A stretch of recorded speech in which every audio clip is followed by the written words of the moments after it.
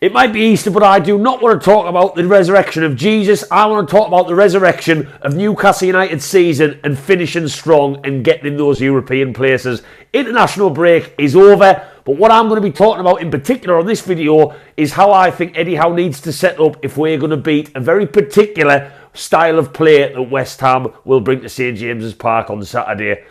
It's coming up, Newcastle fans, so do us a favour if you're curious and make sure you stick around for a lovely little dollop of black and white banter.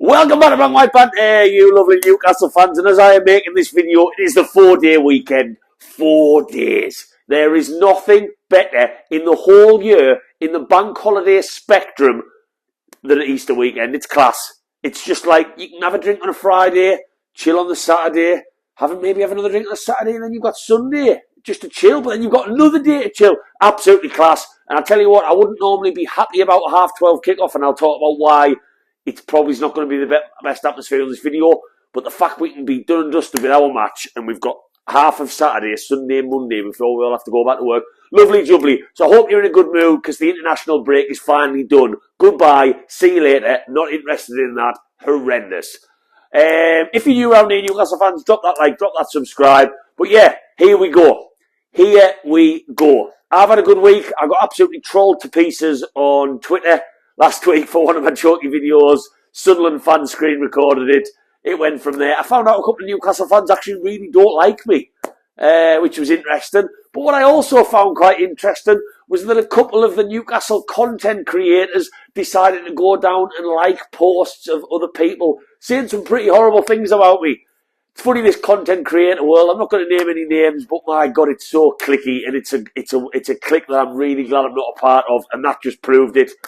Yeah, let's promote a post of someone getting absolutely dragged through the mud on social media.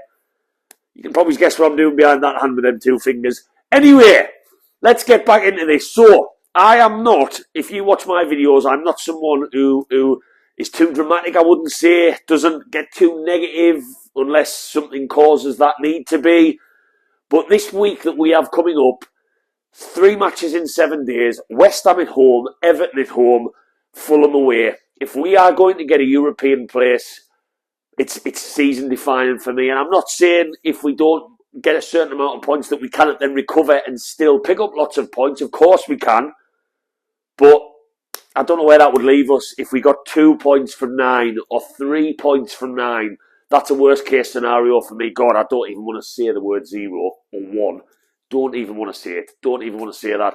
But you catch my drift. It's huge. We should be beating West Ham at home, which is obviously the topic of this video. We should be beating Everton at home and Fulham away and no mugs. But you'd like to hope we've maybe got 6 points in the bank by then to chill a little bit with the bare bones of the squad we still find ourselves having.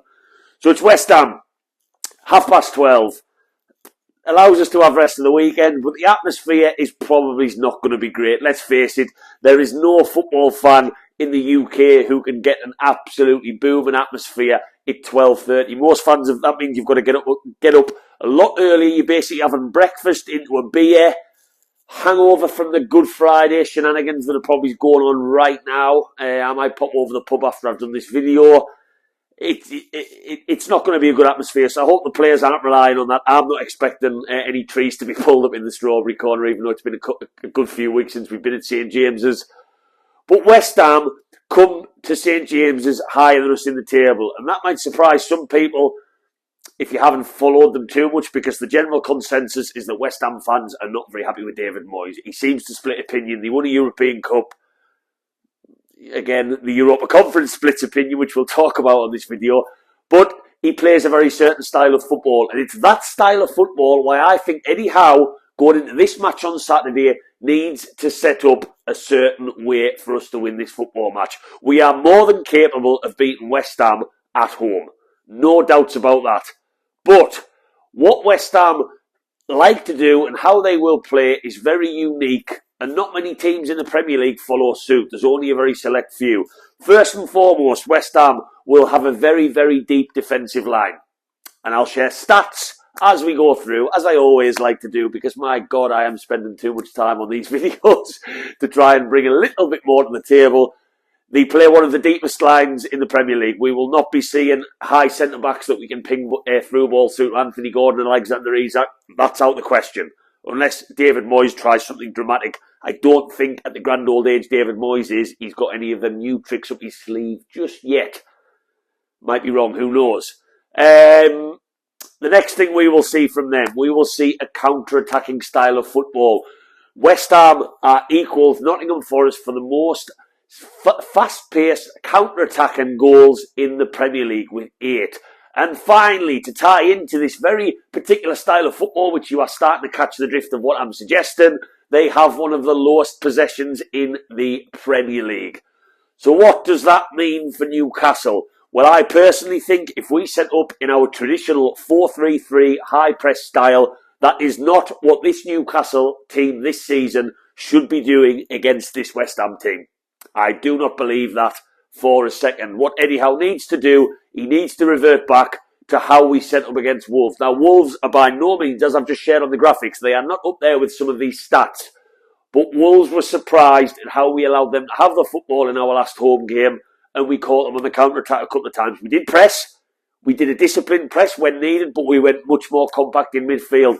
What I am really worried about in this match, really worried, if Eddie Howe decides to go 4-3-3 in our usual way, pressing at every opportunity, we don't have that defensive cover in midfield in front of our back four to stop the likes of Bowen breaking. Paqueta, who I'm not going to claim to have watched too much of West Ham this season. What I noticed about Paqueta in that England game on Saturday for Brazil was how many different pockets of space he likes to pick up. He was getting shots off from the right, shots off from the left. He was linking up. He will gobble up the opportunity to drive West Ham up the pitch when we are exposed, when we've pushed too many men forward. And look who was on those charts, who were in similar company to how West Ham play. Nottingham Forest. What did Nottingham Forest do to Newcastle on Boxing Day, which surprised us all? Just after Santa had been down the chimney, they hit us on the counter repeatedly, and who scored a hat-trick that day? The less said about that, the better. And I see way too many similarities between that, but also what we have been caught out with so many times this season is being very short and really vulnerable in certain positions because we've had so many men up the pitch. I think back to goals that Bournemouth have scored. I think even back to goals that AC Milan have scored on that heartbreaking last night in the Champions League. And the way we set up against Wolves, we went so much more compact in and around the box. Wolves could not break us down. They couldn't. I know they had a bit of an off day, yes, fair play.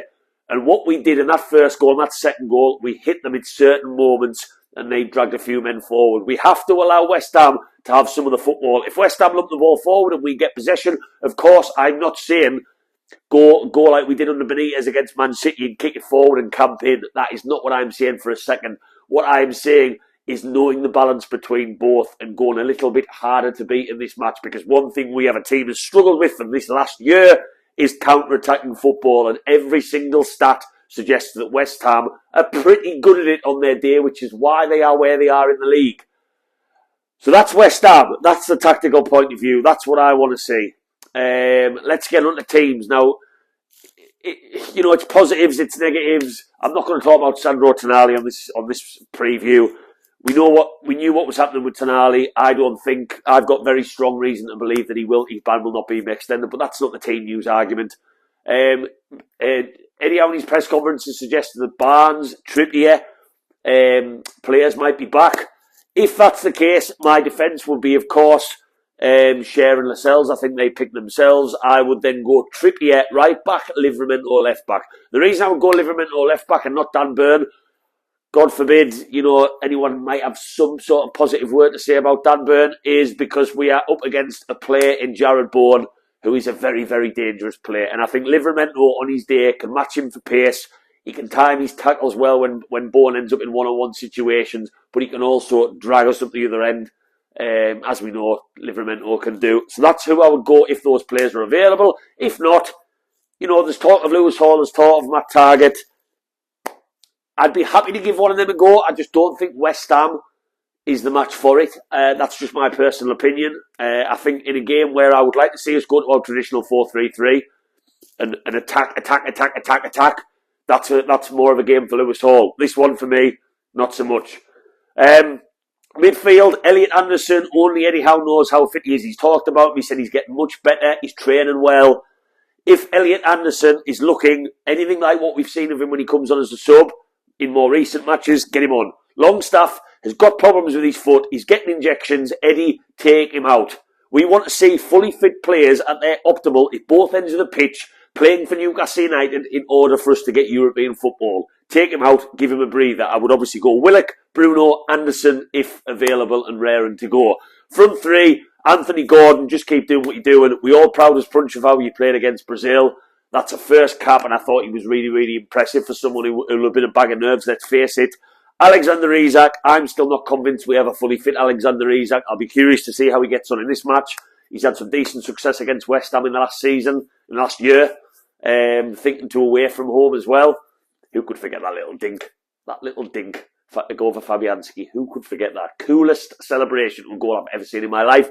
On the right-hand side, it's a difficult one. I think Almiron has his qualities when you play a certain way.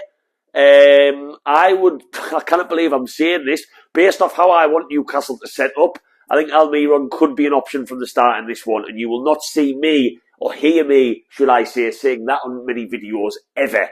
I think Murphy, we've got to think about Tuesday against Everton. There's a little bit of rotation there in that position. Murphy will be better suited against Everton. Don't play 2 in 2 days and 3 days when you do not have to. That would be a silly move in my opinion. That's the team news for me. We don't have that many options. If we do play that, that would mean Longstaff is on the bench. That would mean Hall's on the bench. Target, I believe, is on the bench.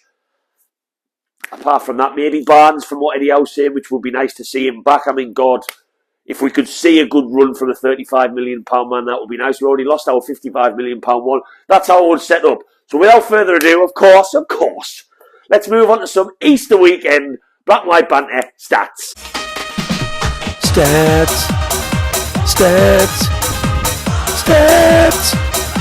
The juicy one. Newcastle United are one of only 3 teams in the Premier League so far this season to score in every single home game. And yes, I am that guy who's just said that, who is now going to jinx that, and we probably won't score. So you can remember to thank me. It's 3 o'clock on Saturday afternoon. Happy Easter. If you wanted a reason to be confident, Newcastle fans, we are pretty tasty against West Ham. We have lost only 1 of our last 9 matches against West Ham, and that was the opening game of the season, in the season just before we got taken over, when we lost 4-2 at St James's Park. So we do pretty well against this London outfit. Fingers crossed. Just a player to look out for. No player has created more chances from set pieces than you guessed, James Ward-Prowse for West Ham. And we all remember that beautiful free kick he scored for Southampton not too long ago at St James's. He is a threat defensively. You could argue that Lascelles being in, I've always quite liked Lascelles from set-piece scenarios. That's going to be important. Does that mean Eddie Howe will play Dan Burn because of those set-piece threats? Maybe. Let's just wait and see. So, how do I see this one go? Well, I've talked quite a lot on how I would like to see Eddie Howe set up. If Eddie Howe gets this right, and I trust him fully too, because he's done it before, he's proved that he can change formation and set up to suit the opposition. You know, he revises bloody more than the biggest nerd growing up at school. He's obsessed with that sort of stuff. If we set up correctly, I think we will win this football match. We've had a bit of a break. The injuries are continuing. We've got no central midfield options, really, apart from maybe rotating Anderson and a half-fit Longstaff. That's worrying. Bruno, with his yellow cards, how he's going to continue playing to try and avoid that is worrying. But I think we should have enough in the tank to win this match. I don't think it's going to be easy at all. And it'll be interesting from a tactical point of view, because I'm a bit of a geek with that, to see how this one pans out. I'm going to go for Newcastle 2-0. Yes, I am back in a clean sheet. Huge week for Newcastle. Absolutely huge week. Newcastle fans, if you go into this one, 12:30, after the match, top of the Gallagher steps, come and say hello, come and jump on a video and let me know your thoughts. Thank you very much for watching. I'm going to go scran an Easter egg. By Easter egg, I mean drink 4 or 5 pints. And let's get ready for football back at St James's Park. Away, Eddie Howe's Mags. Come on!